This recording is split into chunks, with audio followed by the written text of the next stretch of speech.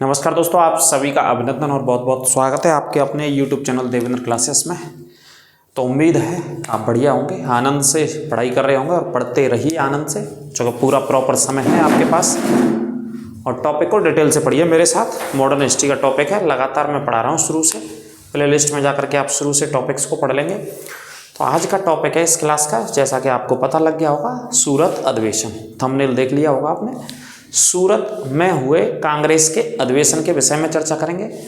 इस अधिवेशन की विशेषता है कि यहाँ से बहुत प्रश्न पूछे जाते हैं और बहुत सारे प्रश्न बार बार रिपीट हुए एग्जाम्स में, गवर्नमेंट एग्जाम्स में, अलग अलग सरकारी पदों की नौकरियों में। ठीक है, तो पढ़ेंगे अंत तक और मेरे साथ बने रहेंगे और क्लास को ज़्यादा से ज़्यादा शेयर करें। सूरत में हुआ था ये अधिवेशन दिसंबर 26 को, 26 दिसंबर 1907 में सूरत में ये अधिवेशन होता है। गुजरात में ताप्ती नदी बहती है सूरत में, तो ताप्ती नदी पढ़ लेते हैं इसके साथ में हम। ठीक है, अध्यक्षता रास बिहारी घोष ने करी थी, लेकिन यहाँ पर कांग्रेस पार्टी में दो फाड़ हो गई थी, कह सकते हैं। दो फाड़ का मतलब विभाजन हो गया था। एक पार्टी दो हिस्सों में टूट गई थी, है ना।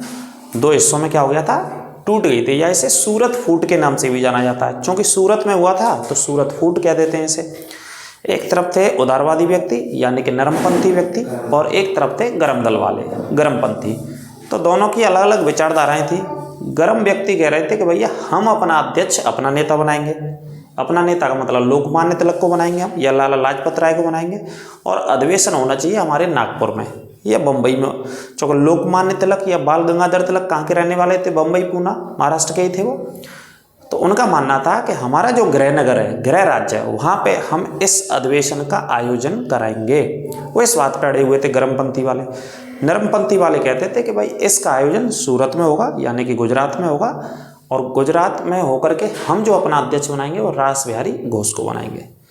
तो इसी बात को लेकर के विभाजन हो गया। एक तो ये तथ्य था, दूसरा था राष्ट्रीय जो कलकत्ता में 1906 में एक बैठक हुई थी, जिसकी अध्यक्षता दादा भाई नौरोजी ने करी कांग्रेस के अधिवेशन। उसमें 4 प्रस्ताव रखे गए थे। उन चारों प्रस्तावों को स्वीकार करने का दबाव बना रहे थे गरमपंथी। तो आगे का आप देखिए और एक एक करके नोट करिएगा, नहीं तो ऐसे ही बता दूंगा मैं, तो है ना, तो फिर भी नोट कर लेते हैं। तो हेडिंग डालिए आप, सूरत अधिवेशन, और वर्ष 1907 है। और सूरत में कौन सी नदी बहती है, नदी भी लिख लेना, ताप्ती नदी के तट पर स्थित है सूरत शहर। कौन से राज्य में, गुजरात में। ठीक है जी। और गुजरात किससे लगा हुआ है, गुजरात लगा हुआ है अरब सागर से, और भारत की सबसे लंबी सीमा, समुद्र सीमा बनाता है गुजरात, जिसकी लंबाई तकरीबन 1500 से 1600 किलोमीटर के आसपास है। तो देखते हैं, देखो 1905 से 1907, 5 में बंगाल विभाजन हुआ था, तो 5 से 7 के दौरान कौन से लोग हैं, ये गरम वाले और ये नरम वाले, गरमपंथी और नरमपंथी में मतभेद निकल करके सामने आ चुके थे। कितने सालों में, 2 वर्षों में। बंगाल विभाजन की लड़ाई को दोनों साथ साथ लड़ रहे थे। लॉर्ड कर्जन ने जब बंगाल विभाजन किया, तो बंगाल विभाजन के बाद स्वदेशी आंदोलन चलाया हमारे नेताओं ने, बंगाल के नेताओं ने, कलकत्ता के नेताओं ने। तो गरमपंथी और नरमपंथी दोनों साथ साथ लड़ रहे थे। तो 2 वर्षों तक साथ साथ लड़े, लेकिन फिर भी उनमें साथ के आते आते क्या हो गया, आपस में मतभेद हो गया। कांग्रेस पार्टी के ही थे दोनों। एक ऐसी विचारधारा के थे जो गर्म मिजाज के लोग थे, एक ऐसी विचारधारा के थे जो शांत प्रिय थे। उन्हें उदारवादी कह सकते हैं या उन्हें नरमपंथी कह सकते हैं। ठीक है, और इसके उलट में अतिवादी कह सकते हैं, आतंकवादी भी उनको नाम दिया गया, और गरमपंथी भी नाम दिया गया, है ना। तो मतभेद हो गए अपने अपने विचारों को लेकर के। तो देखिए, गरमपंथी स्वदेशी आंदोलन को बंगाल के बाहर ले जाना चाहते थे। एक तो ये मसला था बंगाल, चूँकि स्वदेशी आंदोलन कब हुआ शुरू, 7 अगस्त 1905 को, बंगाल विभाजन के विरोध में।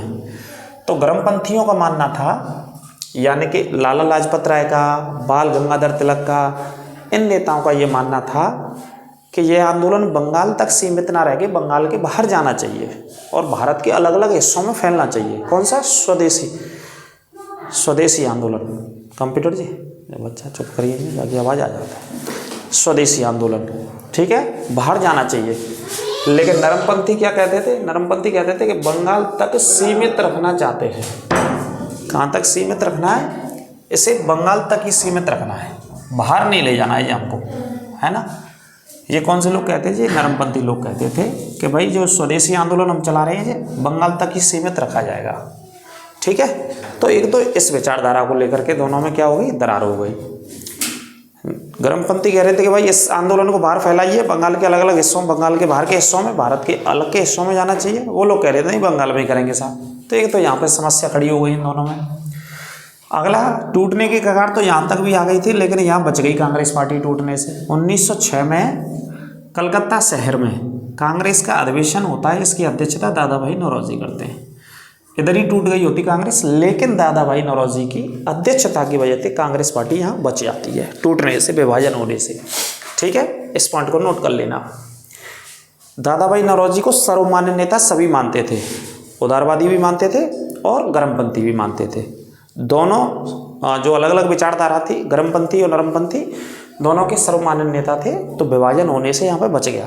तो कलकत्ता अधिवेशन की अध्यक्षता दादा भाई नौरोजी ने, जिसमें 4 प्रस्ताव पारित किए गए, 4 प्रस्ताव रखे गए या पारित किए गए, आप ऐसे मान सकते हैं। ठीक है, तो 4 प्रस्ताव क्या क्या थे? एक तो स्वदेशी आंदोलन था, एक बहिष्कार का निर्णय था, एक राष्ट्रीय शिक्षा का प्रसार और एक स्वशासन। ये 4 प्रस्ताव इसमें रखे गए।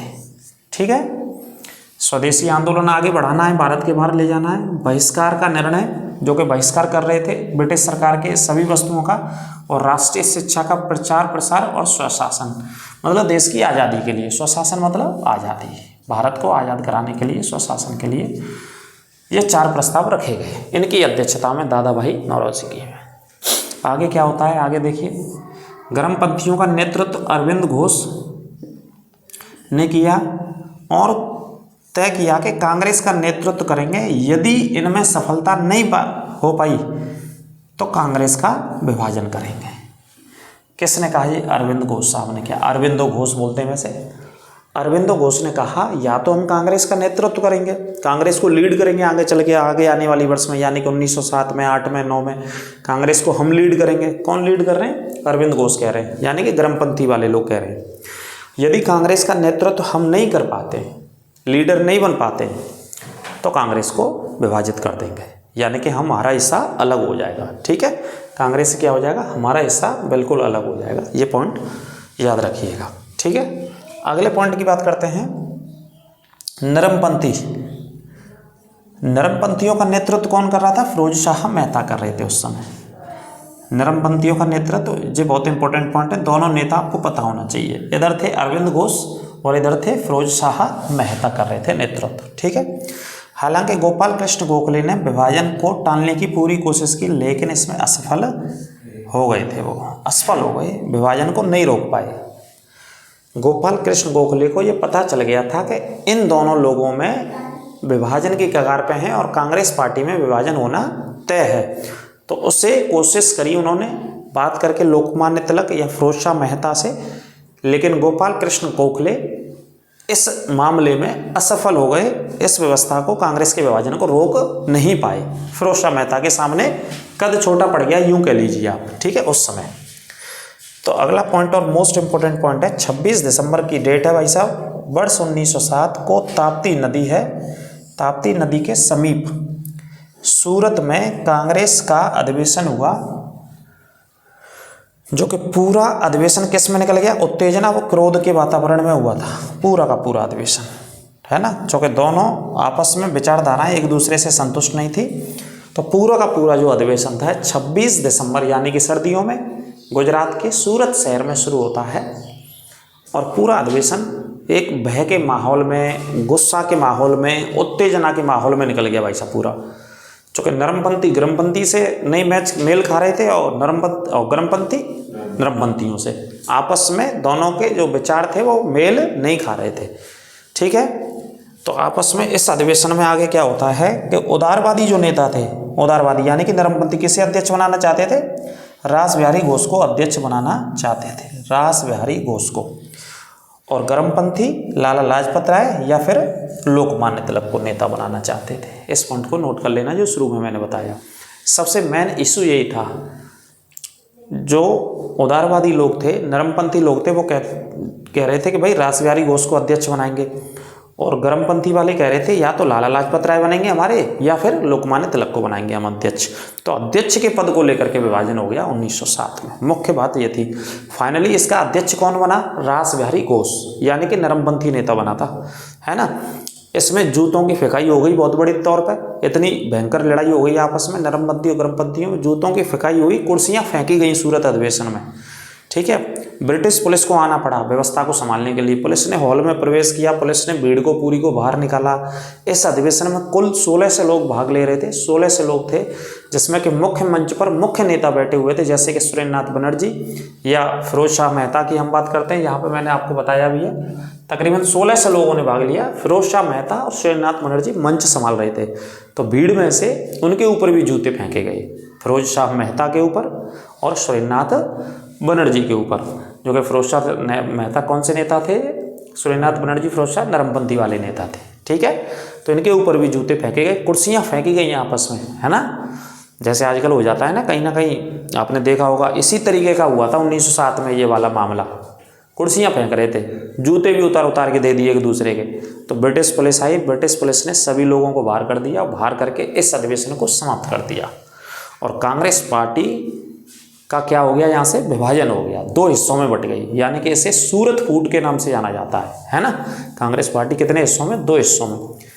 तो उस समय का जो वायसराय था मार्ले मिंटो पढ़ते हैं, मार्ले मिंटो सुधार आया था बाद में। तो मिंटो ने एक पत्र लिखा था कि ये कांग्रेस टूट गई तो इससे हमें बहुत बड़ा फायदा मिलेगा आने वाले समय में, ऐसा उसने मार्ले के लिए लिखा था। तो देखिए सूरत अधिवेशन में कुल 16 से लोगों ने भाग लिया, नोट कर लेना।